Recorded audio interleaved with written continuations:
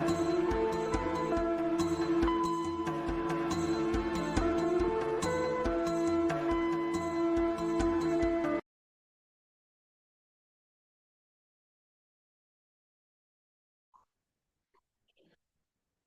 queridos amigos, queridas amigas, sejam muito bem-vindas e bem-vindos. Este é o canal do YouTube Nas Pegadas de Paulo de Tarso e mais uma vez estamos aqui com muita alegria para compartilhar os estudos das escolas iniciáticas do passado, módulo 4, Grécia Antiga. Estamos quase finalizando os estudos do livro Os Versos Dourados de Pitágoras. Então, se você está chegando agora no canal, temos aqui já a playlist desses estudos e de outros estudos das escolas iniciáticas do passado. Sejam bem-vindos e bem-vindas e já vamos aqui para compartilhar os nossos estudos, o objeto dos estudos de hoje. Vou preparar aqui. Muito bem. Só um momento. Acertando aqui todos os detalhes. Agora podemos seguir em frente. Projeto de estudos iniciáticos, escolas iniciáticas do passado, módulo 4, Grécia Antiga. Os nossos objetivos: estudar os conceitos iniciáticos em grupo, levar os conceitos iniciáticos para a vivência prática e trazer essas ações práticas para a sociedade em forma de trabalho, através do nosso próprio testemunho. A nossa agenda, então, os estudos de hoje é sobre os versos de 62 a 66, que fizemos no dia 29/6, e estamos compartilhando hoje. E estudaremos aqui o nosso último verso no próximo encontro aqui que fazemos online com um grupo de estudos, conforme a agenda. E uma outra novidade aqui é que nós já estamos com a agenda dos estudos para o segundo semestre. Iremos estudar o livro A República, bem bacana, um clássico da Grécia Antiga, de Platão, que vai trazer para nós os diálogos entre Sócrates e os seus discípulos. O livro ele é construído através dos diálogos, né, entre o mestre e os seus discípulos, e essa construção dos diálogos de perguntas, respostas e interações traz para nós um grande e grandíssimo embasamento aí de reflexão, e a nossa ideia é estudar o livro A República com um enfoque, é claro, o enfoque é um enfoque espiritualizado, espiritualistas, né? E lá podemos colocar vários, né, pontos de focalização, mas para nós vamos focalizar a parte da espiritualização. Aqui é o que nós estamos estudando, terminando aqui o livro, Os Versos Dourados de Pitágoras, e para dar início aos estudos, às reflexões desse vídeo, desse estudo, vamos trazendo aqui grande filósofo pré-socrático, Tales de Mileto, que diz: a coisa de maior extensão no mundo é o universo, a mais rápida é o pensamento, e a mais sábia é o tempo, e a mais cara e agradável é realizar a vontade de Deus. E já vamos para o verso 62, que diz: Deus, vós os salvareis, restituindo sua visão. Então, vos salvarei, restituindo sua visão. É interessante esse verso que vai, né, trazer a ideia da visão como sendo aqui da verdadeira compreensão ou a iluminação espiritual. Então, o que vai restabelecer, né, restituir, restabelecer a visão é ter a verdadeira compreensão das coisas e do mundo, né, da iluminação do mundo que transcende a matéria. É bem interessante Pitágoras e Lísias trazer essa ideia, né, Lísias trazer essa ideia do transcendental, daquilo que sai aqui das coisas cotidianas, da matéria, e ter essa compreensão, essa iluminação espiritual. No tempo e por meio da perfectibilidade. Então, como que a gente vai fazer né, essa restituição da visão, essa iluminação espiritual? Através do tempo, né, do tempo e por meio de buscarmos a perfeição de nós mesmos. O tempo é o instrumento da proevidência, a perfectibilidade é o desígnio da sua obra, da nossa obra. Então, é buscarmos a perfeição, né? Buscarmos sermos pessoas cada vez mais humanas, amanhã ser melhor do que nós fomos, né, estamos sendo hoje sermos melhor do que nós fomos ontem, e isso vai fazer com que nós tenhamos essa ideia da perfectibilidade, essa busca, não é nem ideia, né, essa busca de sermos perfeitos. Né? Jesus vai falar no seu evangelho, no evangelho de Mateus, né, ele cita lá, Mateus cita palavras de Jesus dizendo: sede perfeito como o vosso Pai celeste é. Buscar essa perfeição, é óbvio, né? Uma perfeição relativa, não absoluta, mas buscarmos ser perfeito conforme a nossa divindade, o nosso Deus, ou aquela entidade, aquela referência nossa, o que nós colocamos de referência, não importa, né? Jesus, Deus, Buda, Krishna, não importa, nós vamos buscar a nossa referência, tentarmos nos igualarmos a ela. Pitágoras, aqui nesse caso, né? Buscarmos sermos igual, perfeito, que nem é, essas referências nossas, né? Esses sábios que nos conduz às nossas reflexões, os nossos pensamentos, nos mostram um caminho. Então, que nós possamos buscar essa perfeição em nós mesmos.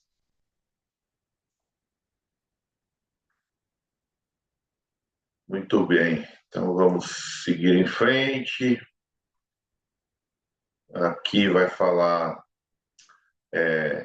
a natureza é objeto do seu labor e o bem o seu resultado. Então, voltando aqui um pouquinho, nós vamos buscarmos a nossa verdadeira compreensão ou a nossa iluminação espiritual através do tempo, que é um instrumento de Deus, porque o tempo de Deus é um tempo que a gente não conhece e nada melhor que o ditado, né, diz, né, o remédio que mais nos cura é o tempo.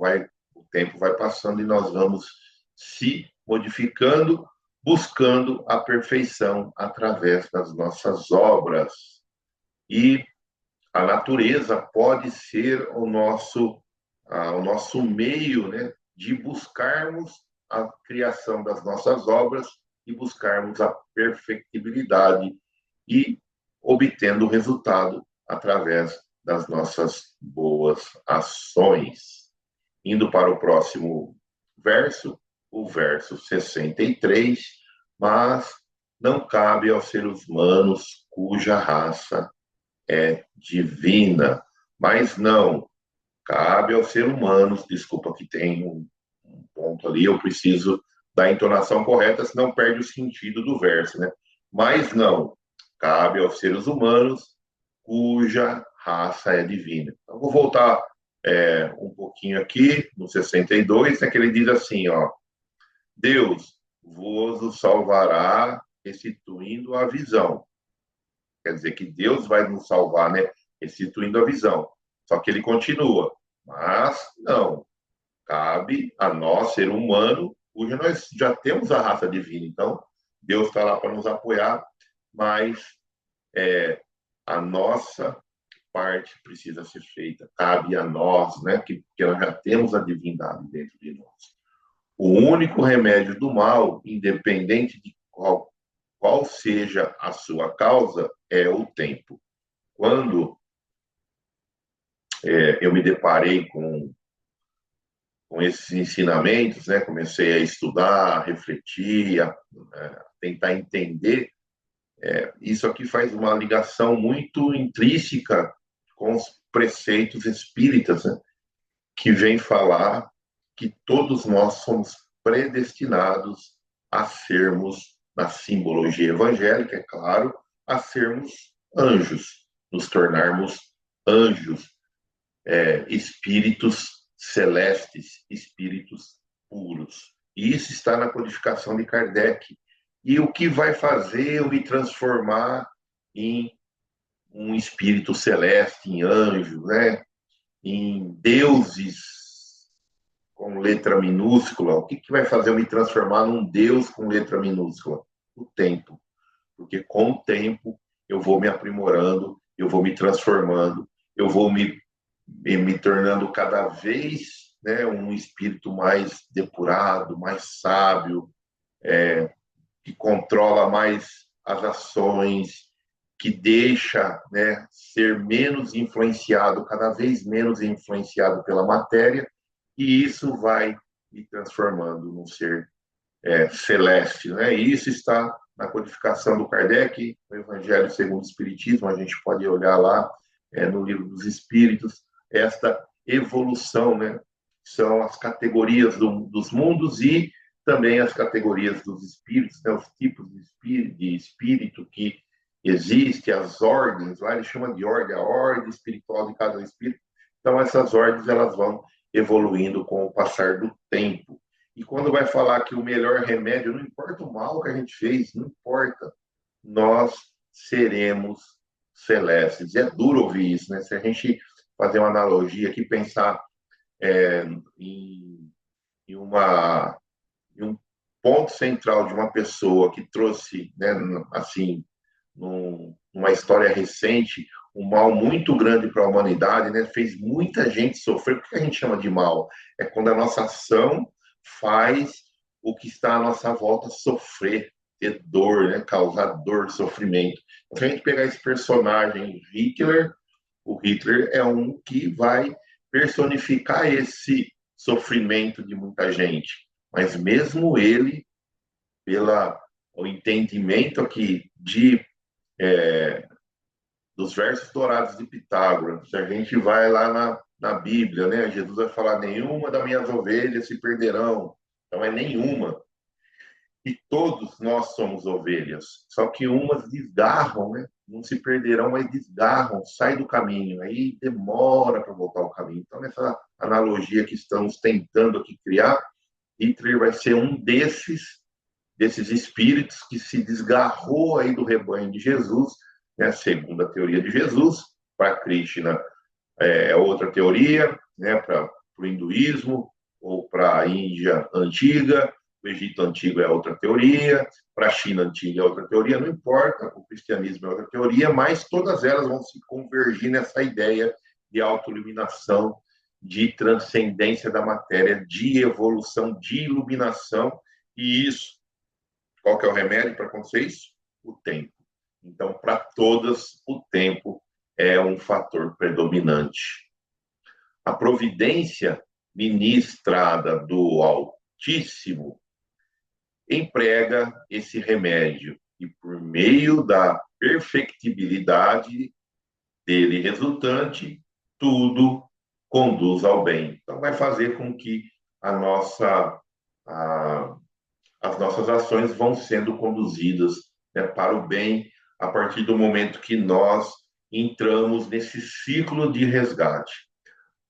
Tem uma lei, né, que nós estudamos dentro das fileiras espíritas. Aqui nós estamos estudando todas as ideias, né? Não estamos falando que essa é a certa, essa é a errada, segue isso, segue aquilo, mas aqui estamos com a mente aberta para que nós possamos entender todas e dentro de nós construirmos a estrada que nos levará à perfeição, e não importa qual seja. O importante é nos levar a essa perfectibilidade, levar a gente a ser mais perfeito, mais é, alinhados com as leis da natureza, as leis universais, do jeito que a gente quiser falar, não importa. E aqui, a resultante, né, que vai produzir o bem é o remédio. Qual que é o maior remédio? O tempo. Então, o tempo, com o tempo, qual que vai ser o resultado? Vai produzir o bem. E isso é muito alinhado com o que pensam a maioria das religiões, né? Apesar de a variável tempo, os nomes que a gente coloca, as palavras utilizadas são um pouco diferentes, mas todas elas vão nos conduzir ao bem. Uns com mais facilidade, porque escolhem coisas melhores. Então, se a gente fazer duas analogias aqui, pegar o Papa Francisco atualmente e pegar o Hitler, quem está mais próximo das leis universais, das leis naturais, das leis divinas? Quem trouxe menos dor para o próximo? Então, a gente está vendo que, só de analisar essas duas personagens, Papa Francisco e Hitler, um trouxe muito sofrimento, o outro tentou aliviar o sofrimento. Então, nesses dois sentidos, né, um vai chegar à perfectibilidade usando o tempo de uma maneira muito mais rápida, possivelmente não, mais rápida, né, claramente, e também mais fácil, com menos obstáculo. Por quê? Porque ele vai ter menos coisa para poder equilibrar a energia. Agora, se a gente pegar essa analogia que estamos falando de Hitler e trazer aqui para esse conceito, ele também, com o remédio do tempo, né, vai ser conduzido ao bem, porém com muito mais esforço, com muito mais sacrifício. E isso está muito alinhado com o que o Espiritismo prega. Então, o tempo, ele é nulo, né, para a divindade. Para nós, não. Por que ele é nulo para a divindade? Porque, conforme a nossa crença, né, Deus, o todo, o tal, o nome que a gente for usar, não importa a tradição, ele é atemporal, porque, pelos conceitos que nós aprendemos, ele não teve nem início e nem terá fim. Olha que coisa, nem início e fim. Como que isso ocorre? O que quer dizer isso? Eu posso falar para vocês tranquilamente, não sei. Eu sei que nós aprendemos que Deus não tem início e não terá fim. Nós, espíritos, tivemos início, mas também não teremos mais fim. Essa que é a diferença, né? Nós fomos criados, né? Tivemos um início, viemos da centelha divina, da semente de Deus, da mônada, do germe primordial, o nome que vocês quiserem usar, não importa. Fomos criados em algum momento, então tivemos o início. Essa é a diferença, né, do Criador, que, segundo as teorias, não tem início e não terá fim. Nós tivemos início e teremos o fim. Então, por isso que, para Deus, a gente já ouviu muito falar isso, eu acho que muitos de nós, eu ouço, eu até repito muito isso, quando eu converso com as pessoas, quando estou divulgando essas ideias, que o tempo de Deus é diferente do nosso tempo. Por quê? Porque o tempo, para Deus, para a divindade, é nulo. Encurta-se ou alonga-se, olha que legal, encurta-se ou alonga-se para os seres humanos, para nós, dependendo da,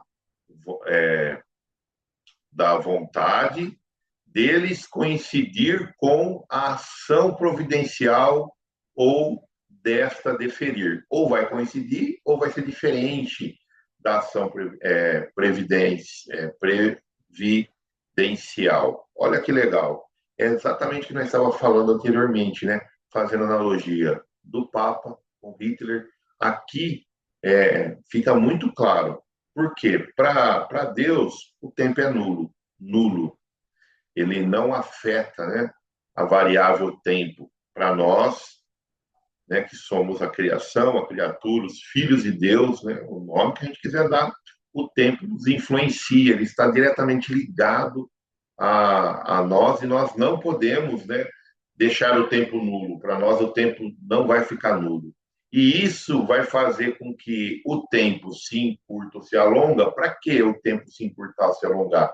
Para que nós sejamos aqueles que tiverem a visão descortinada do outro verso. Quer dizer, eu entender a verdade, eu fazer a minha iluminação espiritual, ou eu transcender a matéria, ou eu ir por nirvana, ou eu sair, não precisar mais reencarnar, ou não importa a tradição, né? Ou eu ir para o paraíso, ou eu ser aceito no julgamento final e ficar lá ao lado, né, na casa de Deus. Não importa o que a nossa crença, né, pensa, mas trocamos as palavras, o conceito vai ser o mesmo quando a gente observa, né, sem preconceito, com a cabeça aberta para entender os conceitos, veremos que todos eles se convergem nessa autoiluminação que a gente pode, né, trazer na simbologia evangélica de nós virarmos seres celestes, anjos celestes do lado de Jesus, do lado da divindade, o nome que a gente quiser dar, não importa, como eu sempre venho repetindo. Então, o que vai fazer eu encurtar ou alongar? Vai fazer com que a minha ação seja alinhado às leis providenciais, às leis divinas, às leis da natureza, às leis do universo, whatever, e também vai, ou se ela não está alinhada, né? Se ela está diferente, sendo diferente dessa mesma leis. Olha que bacana. Então, é o exemplo que citamos entre o Papa Francisco, o Hitler. Um vai estar mais alinhado, o outro vai estar totalmente desalinhado, e isso vai fazer com que o tempo para um se alongue, enquanto que o tempo para outro se encurte. Bem interessante e bem legal aqui o fechamento desse verso, que vai nos trazer uma reflexão muito importante para todos nós, como nós estamos, né, agindo para ficarmos alinhados coincidir, né, as nossas ações, as nossas vontades, os nossos desejos com a ação providencial. Ela está coincidindo ou ela está diferindo? Fica aí a nossa reflexão para todos nós nesse verso. Vamos para frente, então. Eu vou aqui, muito bem. Perdão. Então, vamos para o 64. Definir o erro e ver a verdade. Então, a gente está vendo que todos esses versos eles estão totalmente interligados, né? Definir o erro e ver a verdade. É uma decorrência da sua própria liberdade. Ocorre pela coincidência de dois movimentos cuja impulsão é dada pela providência. Então, aqui definir, saber entender o que é erro, né? Definir é escolher, entender, eu saber o que é o erro, o que não é, e ver a verdade, vai aqui ter dois movimentos. Então, vamos ver qual é que é. A providência, pelo primeiro, ela exibe os bens, e pelo segundo, ela a coloca na situação conveniente para vê-los. Quando eu ouço isso, quando eu vejo isso, quando eu reflito sobre, né, esses pontos, né, de exibir os bens e depois colocar-nos na situação para ver, né, ver os bens. Aqui é bem interessante que vai nos remeter a algo que todos nós temos, né, que é a nossa própria consciência. Certa vez foi perguntado aonde está escrito a lei de Deus, né? Muitos vão falar nas tábuas sagradas das Santas Escrituras, né? Nas tábuas de Moisés. Só que, de novo, né, a Bíblia é uma grande parábola, a grande analogia, são símbolos, né? Então, a lei divina, ou as leis estarão só ali nas tábuas? Não, é óbvio que não, né? Ali não fala sobre outras leis, né? leis de causa e efeito, leis da sintonia, leis do trabalho, tantas outras leis que a gente não está ali, né, descrito explicitamente ali naquelas tábuas, ali é uma simbologia dessas leis, né? Lei da gravidade, tantas outras leis físicas que a gente conhece, que são leis divinas, mas para nós que estamos buscando a nossa própria autorredenção, aonde está escrito a lei? Na nossa consciência. E é ali que a gente tem que consultar para poder, vou voltar aqui, discernir o erro e ver a verdade. Então, como que a gente faz isso? Consultando a nossa consciência e na simbologia, né, dos nossos sentimentos, o nosso coração. Então, eu vou ir na minha mente e no meu sentimento, no meu coração. Então, como que eu sei se eu vou escolher fazer certas coisas, está certo ou errado? É consultando essas duas coisas, fazendo uma analogia aqui, né, com esses dois movimentos, né, de primeiro exibir o bem e depois deixar ali para a gente poder ver e poder seguir, né, o que é o bem, mas a gente pode também fazer essas duas consultas, né, análogo aqui com os ensinamentos de Pitágoras, também fazer a consulta na nossa mente e no nosso coração. Vou fazer algo, e aí? O que, que a minha consciência fala? Se eu fizer aquilo, o que, que o meu sentimento vai estar falando para mim? Ele vai me trazer, né, as consequências das minhas escolhas, vai me trazer sensações que são boas para mim ou não? Ou vai trazer sensações que são boas para mim, para o outro? A gente sempre tem que pensar no outro, ou primeiro para o outro e depois para mim, né? Então, é esses pensamentos, é eu sentir aqui dentro. Se a resposta for sim, que a gente possa seguir em frente. Se eu estou fazendo algo que eu estou sentindo aqui dentro que não está legal, a resposta é não. Então, eu preciso mudar, né? Definir, escolher ali, saber, né? Entender o que está acontecendo, né? Eu, eu sei o que, que é, eu tenho o poder de escolher ir para cá, ir para lá, eu decido, eu vou para aqui, vem para lá, e com isso, cada vez mais, eu vou tendo contato com a minha verdade e com a verdade, né, real, que é a verdade universal, porque às vezes uma verdade que é minha, eu posso estar me enganando, eu posso estar sendo enganado, achando que eu estou fazendo as coisas certas, mas não estou. E isso nós temos exemplos de monte, e um grande que eu gosto de sempre comentar aqui é o nosso Saulo de Tarso, que depois virou Paulo de Tarso. Então, no começo, ele achava que ele estava fazendo as coisas corretas, e depois ele percebeu que não era bem isso, que a verdade que ele estava defendendo não era a verdade real, era uma verdade em uma parcela pequena, porque tem uma verdade ali, porém não era a verdade completa, total. E aí, quando ele depara com a verdade total, ele muda a sua rota, né? De Saulo virando Paulo. Então, para quem não conhece a história, pesquisem. Tem um livro que eu indico muito aqui para podermos ler sobre esse assunto, uma psicografia abençoada de Chico Xavier, a história trazida por Emmanuel, que fala sobre a vida de vários personagens, mas dois centrais, que é Paulo e de Estevão. Então, fica aí a dica de ler o livro Paulo e Estevão, Chico Xavier psicografando uma história trazida por Emmanuel. No verso 65, a natureza lhe serve.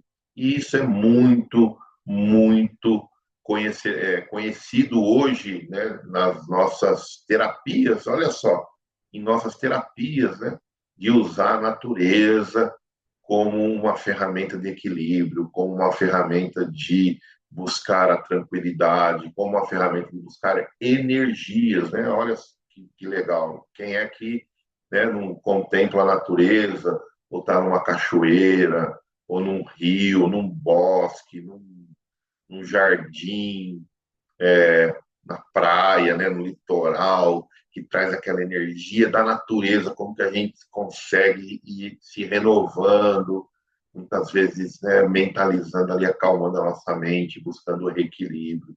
Então, a natureza nos serve. E a gente pode usar aqui a natureza como sendo as coisas naturais e também como as energias da natureza, né? Vamos seguir em frente, que a gente vai falar um pouquinho sobre isso. Então, a natureza, pela homogeneidade, constitui sua essência.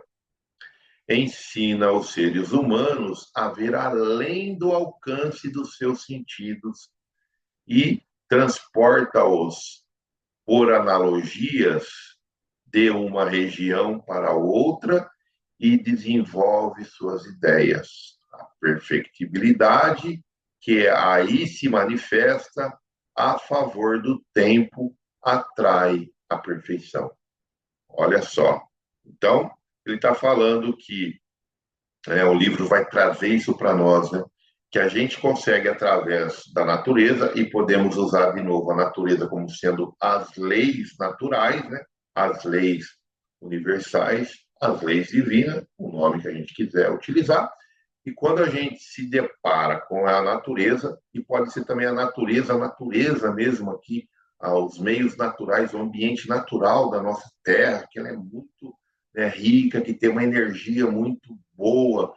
Se a gente conseguir tirar essa energia a nosso favor, isso vai nos transportar, vai fazer com que os nossos sentidos comecem a sair um pouco das coisas materiais e transcender para as coisas que estão na outra dimensão, na dimensão é, espiritual. E essa manifestação, segundo ele aqui, vai, né, com o tempo, de novo, o fator do tempo, vai fazer com que a perfeição vai sendo atraída para nós, as energias positivas vai sendo atraída e o nosso movimento, a nossa energia, o que a gente está fazendo, a nossa ação, o que eu estou pensando, o que eu estou sentindo, vai se transformando com o auxílio da gente buscar a natureza. Então, aqui fica para nós, né, as nossas reflexões aqui, é que quando nós estivermos passando por momentos não tão fáceis, momentos que nos dizer que não nos deixam equilibrados, que nós possamos buscar aí o recurso da natureza, um jardim, um parque, é, ver a lua, o céu, as estrelas, né?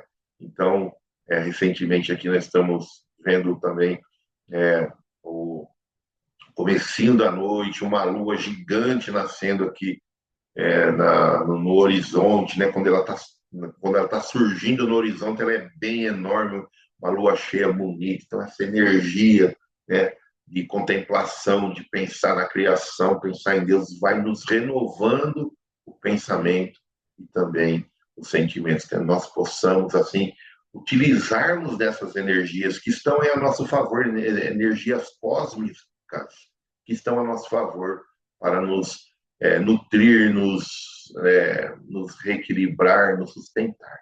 Então, que fique aí a reflexão para todo momento difícil, nós íamos buscar o amparo dessas energias naturais. E, por fim, no verso 56, tu que a penetres. Então, vou voltar aqui para dar sentido, né?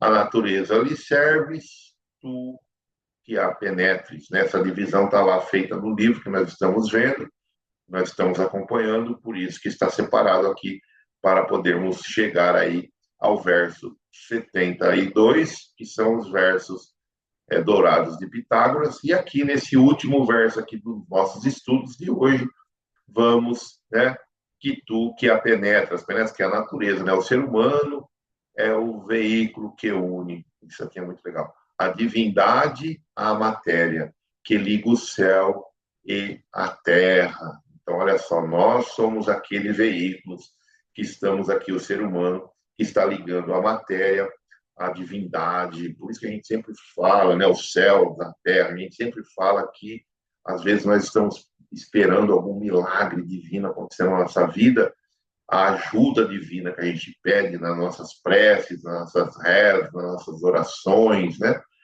Aquilo que a gente está pedindo, às vezes a gente tá esperando alguma coisa miraculosa e Deus manda quem? Alguém que está ao nosso lado, né? O ser humano que está ao nosso lado nos ajudar. Por quê? Porque é ele que faz essa ligação entre matéria e a divindade. Então vem uma pessoa do nada nos ajudar e a gente às vezes nem recusa. Não, não quero, não preciso. o nosso, né, o meu orgulho, a minha prepotência, o meu egoísmo, às vezes, não, não, não quero não, muito obrigado, não aceito, né, porque meu orgulho vai ser ferido, e Deus, né, tá ouvindo as minhas preces, está mandando a minha ajuda para mim, e muitas vezes eu falo não, e aí fica a reflexão para nós, né, lembrarmos que Deus vai agir na nossa vida através da sua criação, dos próprios seres humanos, que ele que faz essa ligação aí na matéria, ao ser humano. E outra coisa, né, que a gente vê aqui que liga o céu e a terra é sempre essa ideia dessas escolas iniciáticas do passado que traz, que é que nós temos que viver aqui no planeta. Então, o Espiritismo também fala isso. Precisamos viver aqui no planeta, precisamos estar vivenciando aqui na matéria, mas é o pé no chão e a mente nos céus. Então, que a gente possa, nessa simbologia, estar com o pé no chão, fazendo as coisas da matéria, mas sempre pensando no céu, sempre pensando nas coisas que transcendem a matéria. Trazendo para a linguagem bíblica, Jesus falou: dai a César o que é de César e dai a Deus o que é de Deus. Então, é a ligação entre o céu e a terra. É pé no chão, mente no céu. Pé na terra, mente no céu. Então, esse é o raio da sabedoria e da inteligência que brilha em seus pensamentos, reflete-se toda a natureza. Então, que a gente possa, né, ver esse raio de sabedoria, dessa inteligência, para que possamos refletir a natureza. Qual natureza? A natureza divina que existe em cada um de nós. Então, que a nossa sabedoria, a nossa inteligência, os nossos sentimentos possa refletir toda a natureza divina que existe entre nós. Então, por hoje, nós vamos encerrar aqui, que é o objeto dos nossos estudos, né? Dos versos 62 a 66. E como sempre fazemos, gostamos de pontuar alguns ensinamentos, né? Fixar eles e depois para a gente poder refletir um pouco. E eu peguei 3 pontos aqui principais desses versos, que são tempo como um poderoso remédio. Para quê? Para fazer a autoiluminação. Então, a gente precisa se autoiluminar, precisamos buscar a nossa própria redenção. E como que eu posso fazer isso? Buscando, usando as forças, as energias da natureza. E aí eu sempre gosto de trazer aí um paralelo com o esqueleto religioso que a maioria de nós temos, eu tenho, que é a Bíblia hebraica, a Bíblia cristã e depois o Espiritismo. Então, na Bíblia hebraica, em Daniel, capítulo 2, versículo 21, ele diz: é ele quem muda o tempo e as estações, remove reis, estabelece reis. Ele dá sabedoria aos sábios, entendimento aos inteligentes. Então, quem? O tempo. Então, nas próprias escrituras está falando do tempo aí, né? Que vai dar o tempo, porque o tempo vai fazer as coisas mudarem, remove reis, estabelece, muda isso, muda aquilo. E o que fica? Fica o que a gente consegue construir dentro de nós, não fora de nós. E em alguns casos fica também o que a gente constrói fora de nós, tanto para as coisas que trazem benefício para as pessoas, quanto coisas que trazem malefícios para pessoas, e isso a história nos mostra claramente. Seguindo aqui ainda na Bíblia hebraica, no livro de Provérbios, capítulo 4, verso 18, entretanto, a vereda dos justos é como a luz da aurora, que vai brilhando cada vez mais até a plena iluminação do dia. Então, aqui nós vemos né, que a gente pode buscar aí essa luz, né, que possa brilhar cada vez mais para ter uma plena iluminação de nós mesmos. Na parte da Bíblia cristã, Novo Testamento, na Epístola aos Gálatas, no capítulo 6, do verso 9, e não nos cansemos de fazer o bem, porque a seu tempo ceifaremos, se não desfalecermos. Então, olha, Paulo aqui falando que temos que fazer o bem e esperar o tempo para quê? Para colher o bem, desde que eu não desista, né, desfalecer, desmanchar, não fazer mais as coisas, então que eu seja perseverante naquilo que eu estou buscando. Se eu estou buscando a minha transcendência, se eu estou buscando ser pessoas humanas cada vez mais humanas, melhores, se eu estou buscando a minha autorredenção, que eu persevere e não desfaleça, para que tudo que eu faça, com o tempo, eu possa ceifar, eu possa colher. Na Bíblia cristã ainda também, Epístola de Paulo, só que é a segunda Epístola aos Coríntios, capítulo 4, verso 6, porque Deus que disse, das trevas resplandece a luz, ele mesmo resplandeceu em nosso coração, para a iluminação do conhecimento da glória de Deus na face de Cristo Jesus. Então, que a gente possa, aí das trevas, iluminar, né, se transformar, renovar os nossos corações, para que possamos estar próximos e juntos do Cristo Jesus. Na parte do Espiritismo, A Vida Escreve é um livro, né, de psicografia do Chico, capítulo 26, que tem o título Último Argumento. E ele fala: o tempo é o anestésico do amor. Nossa, que coisa bonita, né? O tempo é aquele que anestesia o amor. Disser ali a palavra maternal entre severa e confiante. E no livro Ação, Vida e Luz, capítulo 1, Necessidade da Ação, também livro de psicografia do Chico, ele diz o seguinte: chegaram os tempos da iniciativa própria, do esforço pessoal em favor da iluminação consciencial do indivíduo. Perdido no oceano da coletividade, cada homem deve e pode possuir qualidades autodidata. Então, que nós mesmos possamos construir por nosso próprio esforço, né, as qualidades que vai fazendo que eu me ilumine, né, mesmo estando muitas vezes perdido aí no oceano dessa coletividade, das ações de muita gente. Então, que essas reflexões, eu trago esses pedacinhos dos livros, é só para dar um gostinho, né, para irmos pesquisar, buscar a mensagem inteira, ler o que está falando na minha mensagem, que é bem interessante. Aqui não dá tempo de fazer tudo isso, mas eu vou trazendo uns pedacinhos desses livros, alinhado um pouco com o que a gente está refletindo nos versos ou no nosso objeto de estudo. Depois também fizemos aqui o nosso exercício prático. Se nesta etapa da nossa evolução sei definir o erro e a verdade, consigo identificar em mim por que ainda erro. Então é um bom questionamento aqui, reflexão.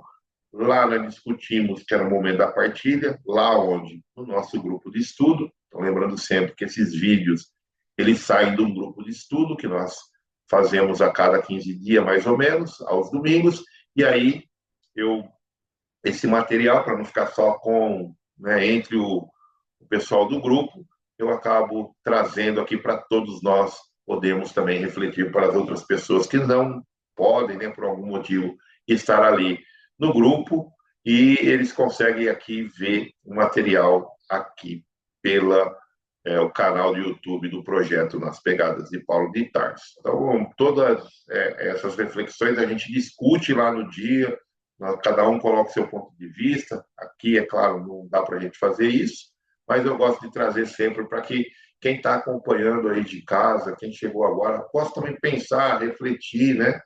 Puxa vida, eu sei, hoje eu consigo saber o que é certo e errado, mas por que eu ainda erro? Então, esse autoconhecimento que vai fazer com que nós também possamos ir nos transformando, nos iluminando. Para o próximo vídeo, estudaremos os últimos versos aqui de 67 a 72, encerraremos o livro, então estaremos terminando esse livro no nosso próximo vídeo. Enquanto nós estivermos estudando os versos de 67 a 72, temos aqui também o estudo prático, né, que é o exercício prático, perdão, que a gente sempre traz de reflexão para que a gente possa, enquanto estudar, vai pensando, vai refletindo, vai se autoconhecendo. Essa é a ideia, né, do autoconhecimento. Então, desafiar a si mesmo a recuperar a união íntima com as leis universais. Como você entende que pode fazer isso? Então, desafiar a si mesmo a recuperar a união íntima com as leis universais. Como que você entende que pode ser feito isso, fazer isso? E aí, cada um lá no dia, e nós também podemos pensar aqui e refletir um pouquinho. Já para o segundo semestre, já falamos aqui, né? Estudaremos a República. Então, o livro que eu vou seguir será esse aqui que está sendo compartilhado, né? O livro aqui do Platão, a República, mas tem vários livros, várias traduções, não tem problema. Nós vamos seguindo aqui, estudando, mas o livro que estaremos, né, seguindo e acompanhando essa versão, que é esse livro que estaremos fazendo, que é o livro que eu tenho na minha casa, na minha biblioteca. Então, eu já vou lançar a mão e usar esse livro para poder fazer os nossos estudos desse segundo semestre do módulo 4, Grécia Antiga. Estudaremos esse livro, que é um clássico, né? A República é muito estudado, muito comentado, parte de governo, de governar, porque vai falar sobre isso, mas, de novo, o nosso enfoque aqui é um enfoque espiritual. Então, nós vamos pegar o estudo e elevar o assunto, porque ele também tem essa possibilidade para o enfoque espiritual. E é isso, pessoal. Hoje nós chegamos aqui ao final, até o nosso próximo vídeo, o nosso próximo encontro. Agradeço demais a colaboração de todos que estão aqui acompanhando, que nos auxilia, mandando vibrações positivas, mensais, né, de continuar fazendo o que nós estamos fazendo, vibrações, coloca ali os comentários, às vezes deixa o seu joinha, o seu like, compartilha, né, ajudando aqui se fazer sentindo esse projeto, compartilhando o link para outras pessoas, para que mais pessoas possam ter acesso a esse conteúdo e trazer reflexão para elas mesmas. A nossa intenção aqui é fazer a divulgação desses conceitos, sem se prender, né, ao fruto do que vai acontecer, porém, fazendo aqui a divulgação bem simples, bem singela, mas com muita vontade, de coração. Então, agradeço demais aí as vibrações poderosas que todos emitem. Muito obrigado por estar aqui acompanhando. Um grande beijo. Que Jesus possa abençoar os nossos esforços e que nós possamos ficar na paz do Senhor bendito. Tchau, pessoal. Até o próximo vídeo.